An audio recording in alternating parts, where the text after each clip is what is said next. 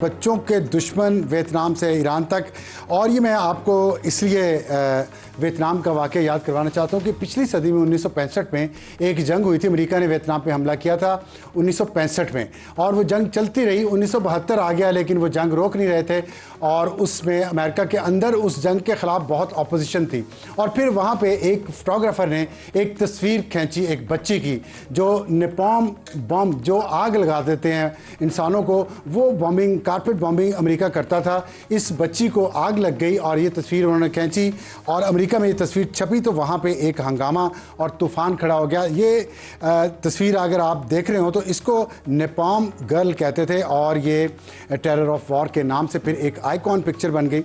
और इस पिक्चर के बाद वियतनाम की जंग एक साल के अंदर अंदर ख़त्म हुई। इतने ज़्यादा हंगामे हुए अमेरिका के अंदर, और वहाँ की हुकूमत पे दबाव पड़ा कि आप ये जंग ख़त्म करें। उस वक्त जब जंग ख़त्म हुई, उस वक्त अमेरिका में उस जंग की सपोर्ट सिर्फ 20% थी, जब ख़त्म हो रही थी 7-8 साल के बाद। और इस वक्त जो ईरान पे हमला किया अमेरिका ने, इसकी मकबूलियत या कबूलियत अमेरिका में उतनी है जितनी वियतनाम जंग में थी।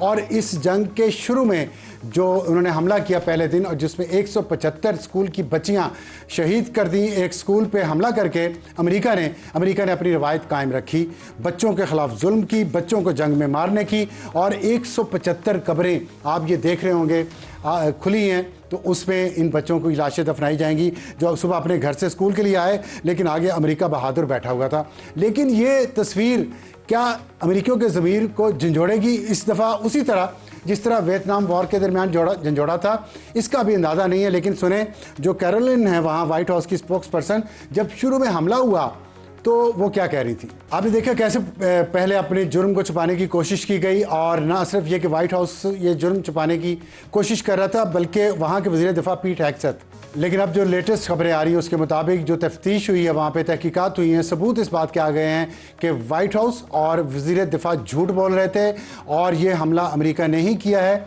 और अमेरिका ही के हमले में ये बच्चियाँ वहाँ पे शहीद हुई हैं। देखते हैं कि अब अमेरिकन मीडिया इस बात को कितना उठाता है, किस तरह उठाता है, और क्या वहाँ अमेरिकियों के ज़मीर झंझोड़े जाएंगे इस बार भी, जबकि ईरान पे जो हमला किया है इसकी कबूलियत या मकबूलियत इस वक्त अमेरिका में सिर्फ 20% है। 80% लोग मुख्तलिफ जो सर्वे हुए हैं 80% से लेकर 60% तक इस जंग के ख़िलाफ़ है, क्योंकि इसका ऑब्जेक्टिव नहीं पता।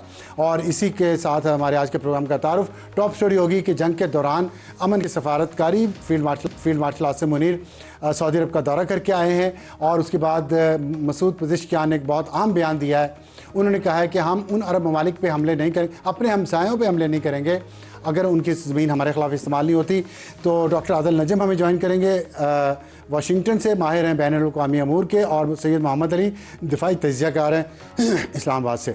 और हॉट इशू होगा हमारा पाकिस्तान में तेल की कीमतें कितना बढ़ेंगी मज़ीद, और इस पर बात करेंगे। खुर्रम शहजाद जो मुशीर हैं वज़ीर ख़जाना के, उनसे पूछेंगे कि अवाम तो कुर्बानी हर दफ़ा ही देते हैं, अभी भी दे रहे हैं, उन पे बोझ डाला जा रहा है, हुकूमत क्या कुर्बानी दे रही है? क्या अपने अल्ले तलल्ले और अपने जो मुफ्त का तेल उनको मिलता है वो बंद करेंगे कि नहीं? और हमारा आज का एडिटोरियल होगा खैबर पख्तूनख्वा, बैड गवर्नेंस और तालिबानाइजेशन। वजह ये कि आपने पिछले दिनों देखा था, आयना वज़ीर का हमने आपको एक दिखाया था, और कल एक बच्ची के बारे में जो वीडियो फुटेज आई है, वहाँ पे गवर्नेंस कितनी ख़राब हो चुकी है, और उसकी वजह से तालिबानाइजेशन कैसे और क्यों बढ़ रही है, एडिटोरियल में आज करते हैं हमारी आज की टॉप स्टोरी। मोहम्मद अली साहब, ये फरमाइएगा, आपने आज लेटेस्ट जो सिचुएशन हुई है कि हमने देखा फील्ड मार्शल गए हैं वहाँ पे सऊदी अरब, और वहाँ वज़ीर दिफा से उनकी मुलाकात हुई है, फिर एक बयान आया है जिसमें जो स्ट्रेटजिक डिफेंस एग्रीमेंट है पाकिस्तान और सऊदीया का, उसको इन्वोक किया गया है। और उसके बाद हमने देखा कुछ 1 या 2 घंटे बाद ईरानी सदर मसूद पज़ेश्कियान का बयान आ गया कि अपने हमसायों पे हमला हम नहीं करेंगे अगर वो अब हमारे ख़िलाफ़ नहीं करते। आप समझते हैं कि ये एक बेहतर एक डेवलपमेंट है, या इससे अभी कॉम्प्लिकेशन बढ़ेंगी? बहुत शुक्रिया अब्सार साहब। देखें, 3 पहलू हैं। पहली बात यह है कि आप जानते हैं कि जो पाकिस्तान है इस पूरी कशीदगी की सूरत हाल में अल्हम्दुलिल्लाह शायद वो वाहिद मुस्लिम रियासत है जो इस तमाम पार्टीज़, चाहे वो अमेरिका हो ईरान हो, सऊदी अरब हो, अरब ममालिक हों, उन सब से हमारे बड़े करीबी और दोस्ताना ताल्लुकात हैं और एहतराम का रिश्ता है। ये जो हमारी कमिटमेंट है सिक्योरिटी एग्रीमेंट के हवाले से, वो अपनी जगह बड़ी इंपॉर्टेंट और सैक्रोसेंट है, लेकिन उसका मतलब सिर्फ ये नहीं है कि हम कैनेटिक रोल प्ले करेंगे। मैं समझता हूँ कि इस वक्त जो दौरा है ये हाईएस्ट लेवल की इंगेजमेंट है पाकिस्तान की जानिब से सऊदी लीडरशिप के साथ। एक अश्योरेंस भी उनको हम दे रहे हैं कि हम आपके साथ खड़े हैं, लेकिन जो हमारी फर्स्ट ऑप्शन है वो डिप्लोमेसी है, वो मिलिट्री डिप्लोमेसी भी है एंड रीइंफोर्स बाय जो कन्वेंशनल डिप्लोमेसी है। और आप जानते हैं कि हमारे डिप्टी प्राइम मिनिस्टर जो है वो रोज़ाना बहुत से लोगों से मुशावरत कर रहे हैं, मल्टीलैटरल लेवल पे भी और बायलैटरल लेवल पे भी। तो मैं समझता हूं कि ये जो बयान ईरान के सदर की जानिब से चंद घंटों के अंदर आना, ये इस बात का सबूत और एतराफ़ है कि उन्होंने नोटिस किया है इसको, पाकिस्तान की तरफ से एक स्ट्रेटेजिक सिग्नल समझा है कि आप डी एस्केलेट करें और अपनी टारगेटिंग पॉलिसी को ज़्यादा रिस्पॉन्सिबल और केयरफुल बनाएं, ताकि एक तो ये कि आप अपने खत्ते में ज़्यादा मतलब वसाइल भी ना बढ़ाएं। डेवलपमेंट है ये, मैं समझता हूँ डेफिनेटली ये पॉजिटिव डेवलपमेंट है, और इसका असर बेसिकली देखें, जो उनके सदर ने कहा है इसका मतलब ये है कि वो अपनी टारगेटिंग पॉलिसी को रिव्यू करेंगे और अपने अहदाफ को इन फ्यूचर एंगेजमेंट वो जिस तरह उन्होंने कमिटमेंट दी है कि सऊदी अरब के अंदर या दीगर ममालिक के अंदर अगर उनकी टेरिटरी यूज़ नहीं होती इनके खिलाफ, तो ये आई होप कि he lives up to his commitment. ठीक है, ये बताइएगा कि जो आपने भी सिचुएशन पेश की है, इसमें अगर फ़र्ज़ करें सऊदी अरब से या यूएई से या कुवैत से हमला होता है दोबारा ईरान के ऊपर, क्योंकि ट्रंप ने तो कहा है कि हम अब आज हम इतना बड़ा हमला करेंगे जिसकी तारीख में मिसाल नहीं मिलती, तो फिर उसके बाद ये जो एक अमन की फाख्ता निकली है ये तो मर जाएगी।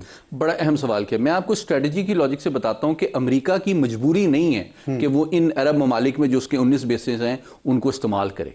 ये बात, ये जंग शुरू होने से पहले से मैं कह रहा हूं। उसकी वजह ये है कि उनकी जो सलाहियत है, उनकी जो एयर पावर है और उनकी जो नेवल पावर है, उसको फ्रैंकली स्पीकिंग, लेकिन असल में ये अमेरिका की हिकमत अमली का अनफॉर्चुनेट हिस्सा है कि वो चाहता है कि इस जंग की पॉलिटिकल इकोनॉमिक कॉस्ट वो और ममालिक से भी शेयर करे। उसका तो राज खुल गया ना अब तो। जिस तरह आपने देखा वॉशिंगटन पोस्ट की जो स्टोरी आई थी, हाँ। उसकी टाइमिंग इतनी इंपॉर्टेंट क्यों थी? मतलब ये बात करना कि भाई आप जंग में जा रहे हैं तो आपका सॉवरेन डिसीजन है, आप किसी दूसरे मुल्क के कहने के ऊपर तो जंग नहीं करते। आप तो बोर्ड ऑफ पीस बना रहे हैं, आप दुनिया हम चाहते हैं, आपको अगर किसी ने कह भी दिया और नहीं भी कहा तो उसके ऊपर आप अपनी मुल्क और अपने टैक्स पेयर मनी को झोंक देंगे आग में? ये तो पॉसिबल ही नहीं है ना। बुनियादी इस बात इससे साबित होती है दोनों लॉजिक से कि बुनियादी तौर पर ट्रंप साहब ये चाहते हैं कि इस जंग में उनको इससे पहले ये एडवाइस उनकी मिलिट्री और इंटेलिजेंस ने दी थी कि if you want a quick clean decisive victory you will not get it. तो अब वो इसकी पॉलिटिकल और डिप्लोमेटिक और इकोनॉमिक कॉस्ट वो डिस्ट्रीब्यूट करना चाहते हैं, इसलिए ये बेसिस का मामला है। वरना उनको जरूरत नहीं है उनके B-2 बॉम्बर, उनके B-1 बॉम्बर्स, उनके B-52 बॉम्बर्स, उनके नेवल फ्लीट से जो फाइटर्स टेक ऑफ करते हैं, उनमें से किसी को जरूरत नहीं है इन बेसिस। मैं इस पे बारे में आपसे भी बात मजीद करूंगा, लेकिन मैं डॉक्टर आदिल नजम को पहले इसमें ले आऊं। डॉक्टर साहब बहुत शुक्रिया, आप हमें बताया गया कि आप बॉस्टन में हैं, DC में नहीं हैं, तो ये डॉक्टर साहब बताइएगा भी आपने अगर बात सुनी हो मोहम्मद अली साहब की कि अब जो नई यहाँ पे डेवलपमेंट हुई है कि ईरानी सदर मसूद पज़ेश्कियान ने ये कहा है कि अगर अरब हमसाया ममालिक से हमला नहीं होता तो वो भी अब हमला नहीं करेंगे किसी पे। आपके ख्याल में ये बात प्रेसिडेंट ट्रंप और नेतन्याहू मान लेंगे? अस्सलाम वालेकुम सर साहब, ये मेरे ख्याल में इतना कट एंड ड्राई नहीं है। आई एम नॉट श्योर कि जो ईरान से स्टेटमेंट आई है वो सिर्फ पाकिस्तान की अफवाज की जो सरबराह हैं उनके दौरे की वजह से आई है। चीन भी इसमें मुतहरिक है, और I am also fully not sure कि स्टेटमेंट का एग्जैक्टली मतलब क्या है, क्योंकि क्या इसका मतलब ये है कि वो अनलेस वहाँ से कोई अटैक हो तो अटैक नहीं होगा, या इसका मतलब ये है कि वो सिर्फ अमेरिकन अड्डों पे अटैक करेंगे, किसी सिविलियन पे नहीं करेंगे, क्योंकि इस वक्त बहुत सारी फोर्सेस जो है मुतहरिक हैं। लेकिन जो आपका सवाल है कि नेतन्याहू मान लेंगे, बिल्कुल नहीं मानेंगे। क्यों मानेंगे? और ना ही ट्रंप मानेंगे। अगर मानने का तो मतलब ये ना कि वो उनमें कोई ख्वाहिश होती पीस की या किसी की। नेतन्याहू के हिसाब से तो ये जंग इससे ज़्यादा अच्छे जा नहीं सकती थी।